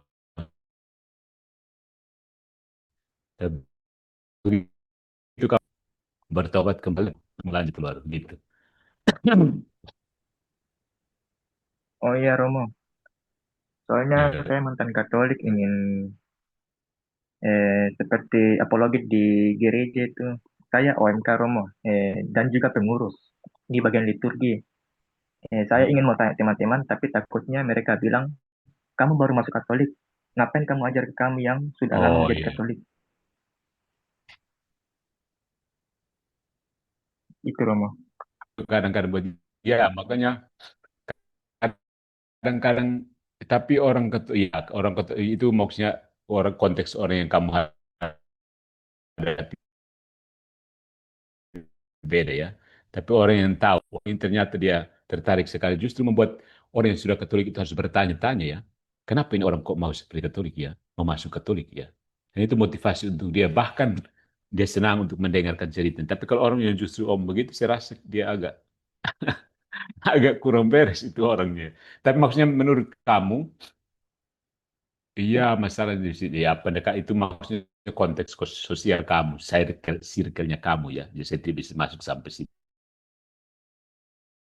Tapi apapun itu, kalau misalnya kamu baru datang, baru masuk ke Katolik, kamu tetap harus bersaksi bahwa ya saya masuk ke sini karena benar di sini. Terserah orang mau ngomong apa ya, tidak. Pilihan saya. Hak bebas saya untuk mengimani yang kamu yang sulam di sini, saya tetap karena saya temukan begini-begini. Jadi kamu juga harus keras, tidak bisa. Hanya karena kamu tidak, belum tentu juga kamu yang lahir Katolik lebih tahu Katolik dari saya. Kadang-kadang keras begitu juga. Lihat saya tahu sampai saya masuk Katolik. Kamu kebetulan lahir di Katolik saja. Begitu. Oh iya Romo, makasih Romo atas Poin penjelasannya. saya ada di sini. Iman itu pertanggungjawaban pribadi. Kalau orang mempertahankan iman kamu, kamu harus berdiri. Tadi kata-kata dari Rasul Petrus kan, bersiap sedialah. Bahkan posisi kamu lebih kuat untuk menjadi apologet. Bahkan apologet untuk orang Katolik sendiri. Katekese maksudnya. Kalau dari segi pandang saya ya. Ya. Iya. Oke.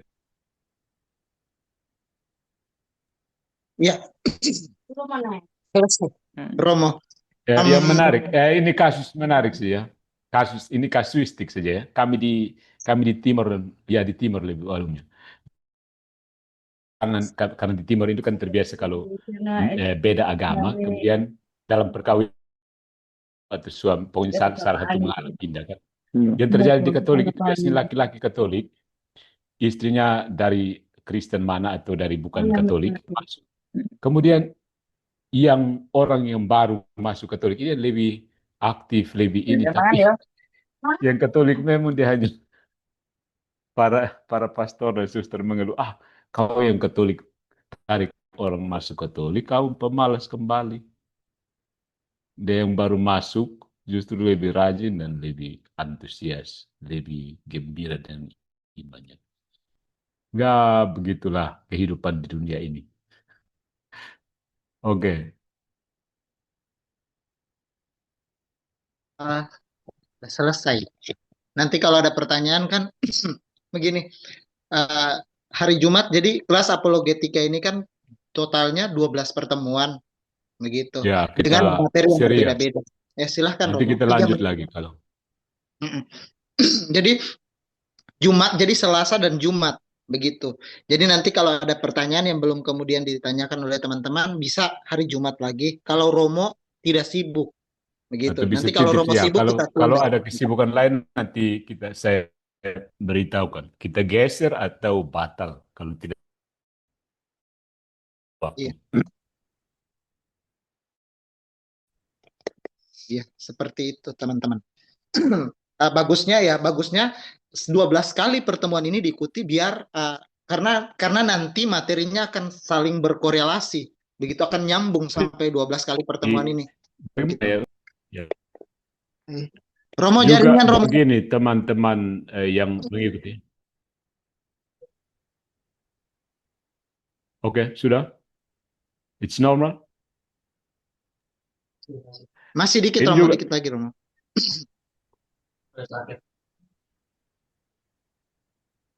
Udah. Aman di situ. Aman. Oke, aman Romo, aman. Jadi ini juga sekaligus pemberita ini persiapan untuk buku saya karena banyak desakan untuk menulis tentang apologi. Jadi pertanyaan-pertanyaan itu menjadi feedback untuk draft yang sudah ada nanti saya masukkan. Sesudah ini juga nanti saya akan masukkan hasil diskusi kita dalam buku tersebut nanti diterbitkan. Dan semua yang ikut nanti dapat bukunya. Sudah siap draftnya dan kita 12 pertemuan ini mengelaborasi itu, feedback dari teman-teman semua, refine the draft, dan masuk ke proses berikutnya untuk kebersamaan kita pada malam hari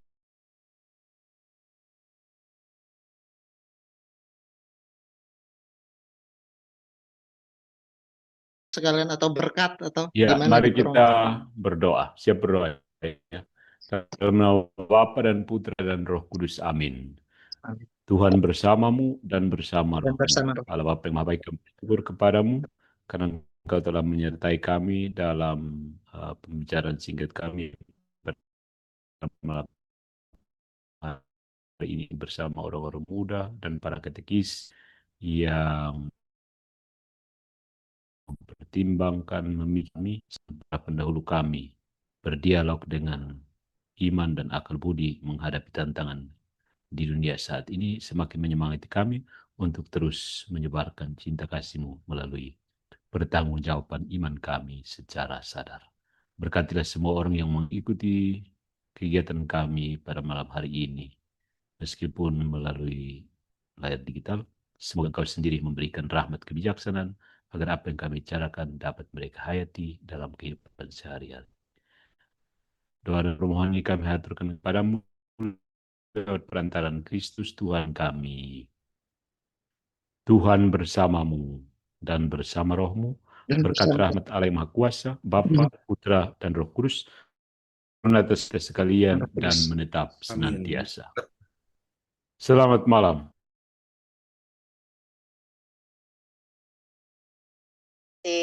Terima Yo. Romo. Terima Terima kasih kasih, Romo, Tim. selamat malam Terima Romo. kasih. Sehat Banyak. selalu semuanya. Hati. Ya, teman-teman, selamat malam. Terima kasih untuk Romo yang sudah memberikan pengajaran bagi kita pada malam hari ini. Malam ini sepertinya ada dari teman-teman juga yang di luar sana yang belum bisa masuk di kelas ya. Karena di sini terbatas hanya 100 teman-teman.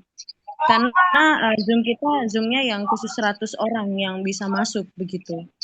Kalau teman-teman ada yang mau berkenan, membantu kita untuk bisa membeli Zoom yang bisa kuotanya 500, Ya, boleh ya setuju. teman-teman. Ini Setuju. flyernya kita berikan persembahan kasih lah atau ucapan Ya. syukur biar bisa beli Zoom-nya yang 500 orang bisa ini ikut. Ini tadi kayaknya banyak banget yang pengen masuk, cuman nggak bisa. Ini hanya sebatas 100. Begitu. Sebisa teman-teman aja kasih, nggak apa-apa. Yang penting terkumpul, satu-satu terkumpul. Dari teman-teman bantu untuk bisa beli Zoom yang kuotanya 500 peserta. Begitu.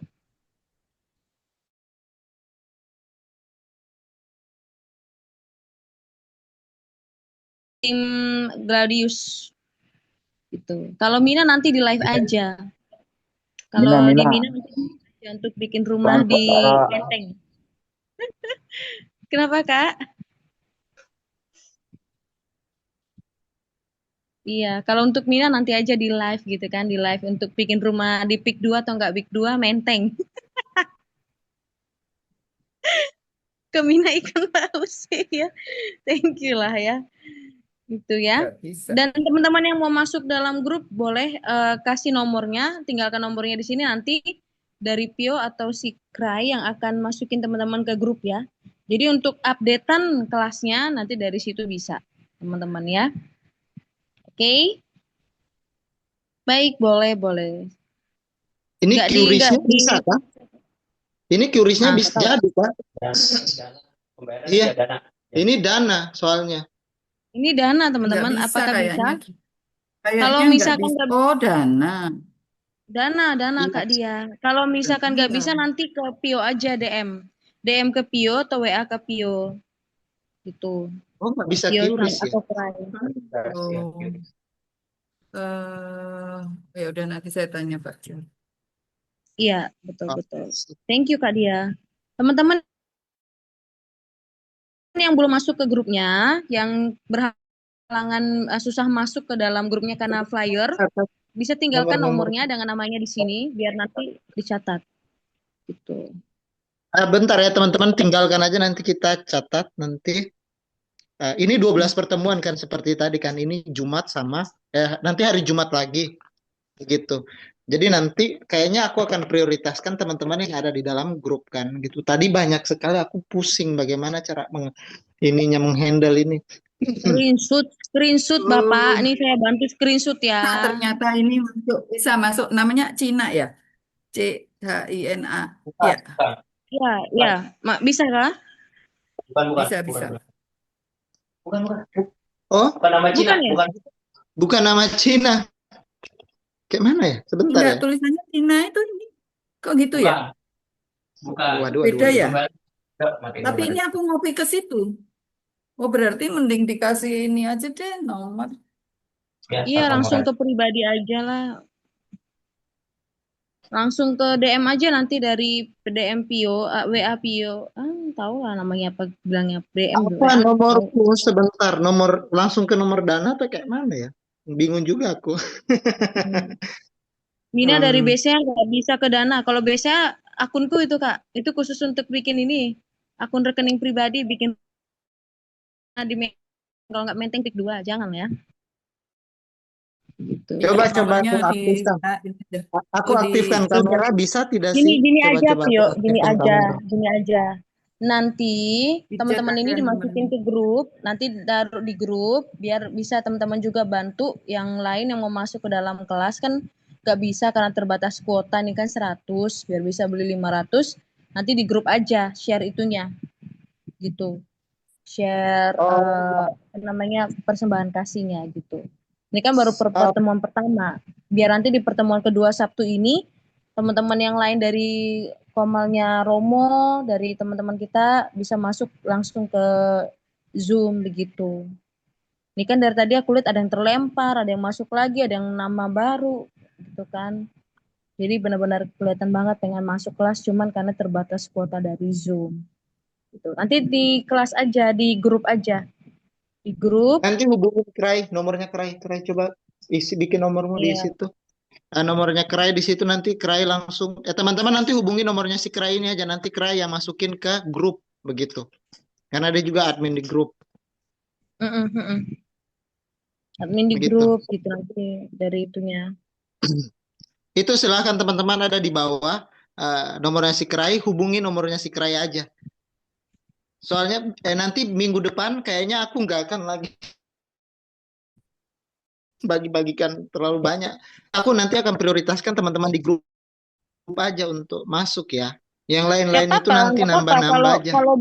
Kalau bisa sampai 300 kan puji Tuhan. Maksudnya begini, kalaupun nanti akan banyak yang ikut kelas Romo sampai 12 pertemuan, setidaknya Zoom ini bisa mumpuni sampai 300 itu tercover gitu. Makanya nanti beli untuk kuota Zoom-nya yang 500. Gitu biar semua ikut kelas. Ya, kita kan nggak tahu apakah nanti dari Romo Patris bisa ke Romo Cafe bikin kelas, who knows kan gitu. Kita nggak tahu nanti Romo-Romo siapa lagi yang bisa kalian undang dan pastinya aku yakin ini pasti akan bisa banyak orang, lebih dari 500 kan bisa. Begitu. Ya makanya kan ya begitulah teman-teman. Nanti itu aja ya. Nanti itu teman-teman nanti gimana ya caranya? Ya seperti itulah. Ada nomornya si Krai di bawah. Teman-teman nanti hubungi si Krai aja. Itu nomornya di bawah. Baru Maksudnya di bawah mana? Itu di kolom chat. Di kolom chat. Iya. Nanti ini nomor-nomor yang sudah ada maksudnya. di kolom chat ini nanti Di aku chat. iniin aja ya. List. Di Iya chat Kak maksudnya. Oh, di chat.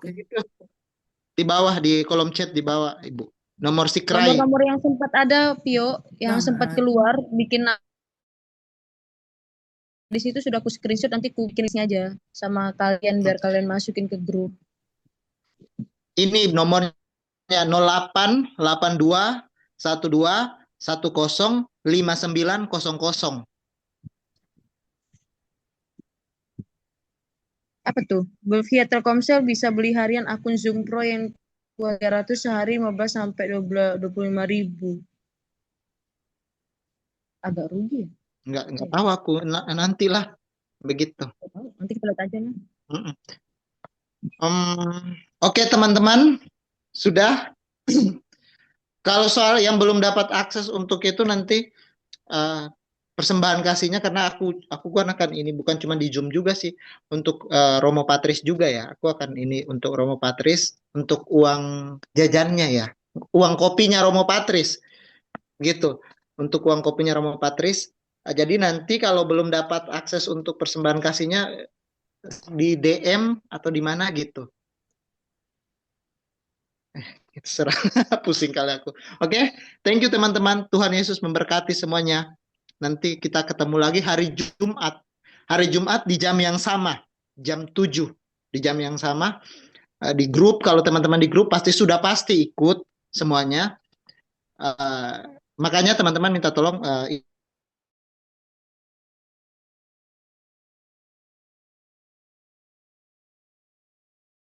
pertemuan hari ini.